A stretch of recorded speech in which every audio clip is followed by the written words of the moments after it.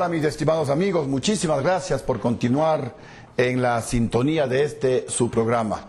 Gracias a esos más de 7 millones de visitas que hemos tenido a la página web y a repito, el programa que es escuchado por la mayoría de ecuatorianos que queremos un cambio positivo en el Ecuador. Y las preocupaciones realmente son muchas y variadas. La gente se preocupa porque no les pagan a los municipios y los municipios y prefecturas no están pagando a sus empleados. Los militares en servicio activo y en servicio pasivo igualmente están tremendamente preocupados porque no tienen acceso a créditos hipotecarios, no tienen acceso a créditos quirografarios. El gobierno le debe como 392 millones de dólares a Fuerzas Armadas, a la Policía Nacional igualmente. Los afiliados al Seguro Social tremendamente preocupados porque el gobierno le debe como 11.000 millones de dólares al IES y le sigue sacando plata al Instituto Ecuatoriano de Seguridad Social. Los del sector público igualmente están impagos. Bueno, la gente está sumamente preocupada por esta situación y nos preguntan qué es lo que se debería hacer. Ecuatorianos, lamentablemente, con el gobierno de Correa estamos volviendo al viejo país, a ese país en donde los gobiernos le debían a todo el mundo, en donde los gobiernos le castigaban al pueblo con impuestos, en donde los gobiernos utilizaban a la justicia para perseguir a los que denunciaban los casos de corrupción de esos gobiernos. Quiero decirles a ustedes, ecuatorianos, que cuando me hice cargo de la presidencia de la República, justamente se les debía, el gobierno anterior no había pagado, se les debía a los municipios y prefecturas del país 2 y hasta 3 meses las asignaciones. A Fuerzas Armadas se le debía más de 200 millones de dólares. Los militares no podían hacer préstamos hipotecarios, el FONIFA no daba créditos, no había préstamos hipotecarios, los sueldos se atrasaban, a la Policía Nacional se le debía más de 80 millones de dólares. Bueno, la situación era realmente caótica, se le debía al IES alrededor de 800 millones de dólares. La deuda externa tenía un peso en el presupuesto del Estado de alrededor del 56%. Es decir, quedaba únicamente el 44% para hacer obra en el país, pagar a educación, salud, carreteras, Fuerzas Armadas, Policía Nacional. Realmente ese viejo país era un caos. Y recuerdo pues que les dije a ustedes ecuatorianos que el Ecuador estaba enfermo y que había que aplicarle como a un enfermo un pinchazo para que el cuerpo se recupere, para que la economía del Ecuador se pueda sanear. Y efectivamente eso es lo que ocurrió.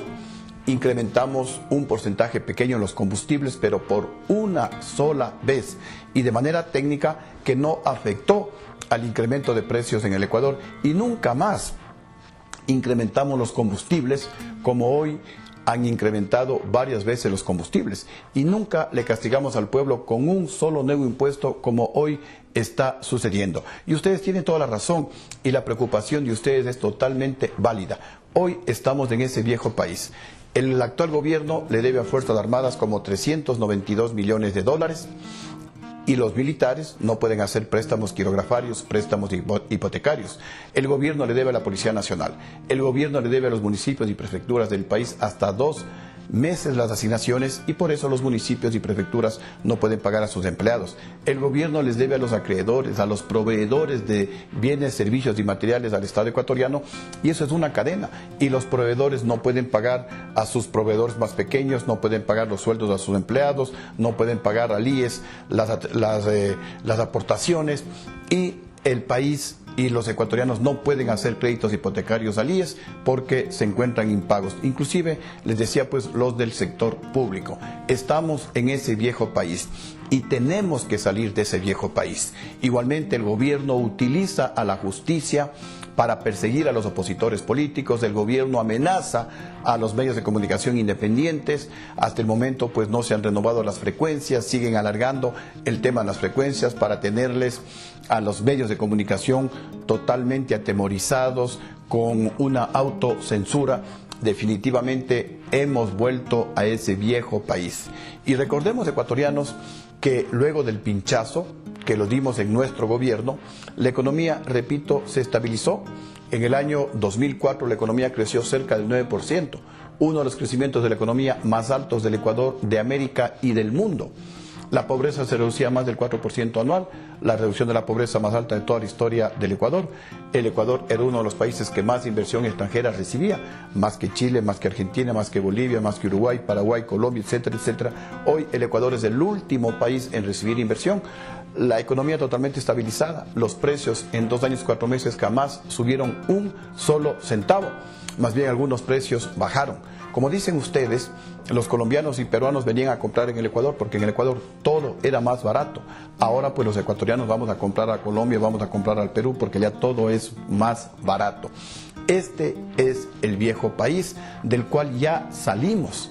Y recordemos, ecuatorianos, que Correa se hizo cargo de la economía del país totalmente estabilizada. Porque cuando hubo el golpe de Estado, a todo el sector público se les pagaba antes de fin de mes. Y Correa, repito, se hizo cargo de la administración del Ecuador con todo el sector público al día. Y no solamente con eso, sino con cerca de 2.000 millones de dólares que nosotros ahorramos.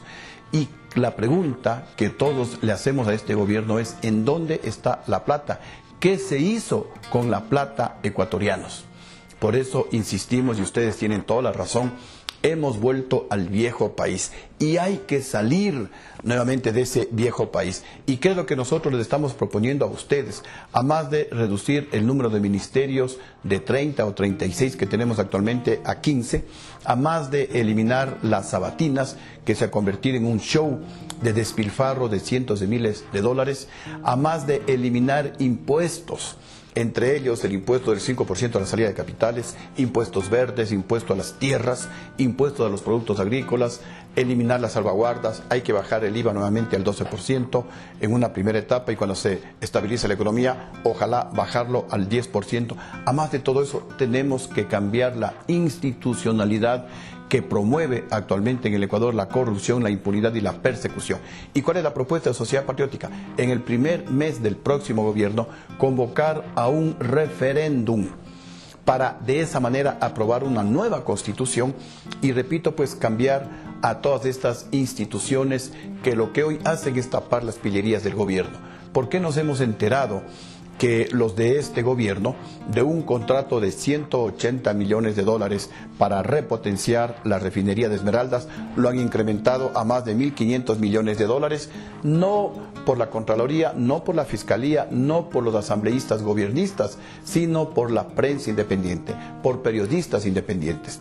¿Cómo nos enteramos de que los de este gobierno se robaron 1.250 millones de dólares porque han estado cobrando comisiones de $1.25 por cada barril de petróleo que se vendía a través de Petrochina? Y como vendieron 1.000 millones de barriles, se robaron 1.250 millones de dólares. Y las denuncias de corrupción pues, a través de las redes sociales se siguen conociendo en estos últimos días. No por que la Contraloría, la Fiscalía, la Asamblea Nacional ha cumplido su rol de fiscalización, no. Nuevamente se publicó pues en los papeles de Panamá y personas independientes ecuatorianos preocupados por la corrupción que impera en el Ecuador han denunciado y nos estamos enterando. Pero ¿qué dice la Contraloría? ¿Qué dice la Fiscalía? Absolutamente nada. Están ahí para tapar las pillerías de este gobierno. Por eso, ecuatorianos, la propuesta nuestra, insisto, es a través de un referéndum. En el primer mes de gobierno cambiar todo este aparataje de corrupción. No a través de una asamblea constituyente, porque se demora mucho. Nosotros propusimos en el año 2010 y presentamos al Consejo Nacional Electoral y el Consejo Nacional aprobó la convocatoria a una consulta popular para ir a una asamblea constituyente, pero antes de darnos los formularios, esa propuesta de consulta popular para una asamblea constituyente, el Consejo Electoral lo envió a la Corte Constitucional y en la Corte Constitucional está 6 años. Ahí pues durmiendo el sueño de los justos. Pero en ese momento sí era pertinente una asamblea constituyente. En este momento sería demasiado. 2 años, 2 años y medio y el país no aguanta. El país quiere cambios inmediatos y por eso pues es esta propuesta. Además de traer nuevamente inversiones productivas al Ecuador, porque solamente a través de inversiones productivas habrá crecimiento de la economía. Solamente a través de inversiones productivas habrá producción en el Ecuador. Solamente a través de inversiones productivas habrá empleo. Y la mayoría de ecuatorianos lo lo que quiere es empleo. Compatriotas, estas propuestas que nosotros les hemos dicho en este programa no son promesas, son realidades. Nosotros ya gobernamos y si es posible gobernar el Ecuador y volver la economía a crecer al 8, al 9, al 10%, si es posible, ecuatorianos, si es posible estabilizar la economía, si es posible gobernar sin necesidad de castigar al pueblo con más y más impuestos como ha hecho este gobierno.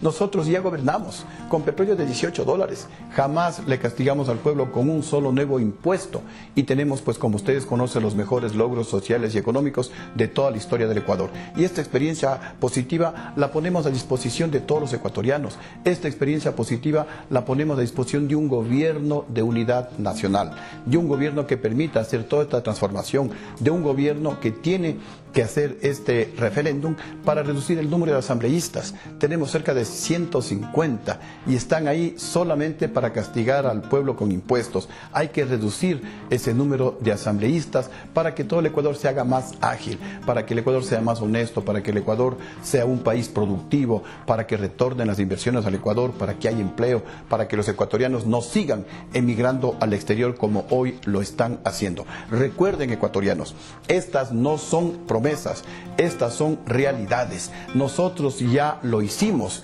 y ahora, con el apoyo de ustedes, corrigiendo errores que también los cometimos, el compromiso de hacerlo mejor que la primera vez. Por eso siempre les decimos, no nos sigan, vamos juntos, porque solamente juntos podemos lograrlo. Muchísimas gracias y les espero en el próximo programa. Que Dios les bendiga.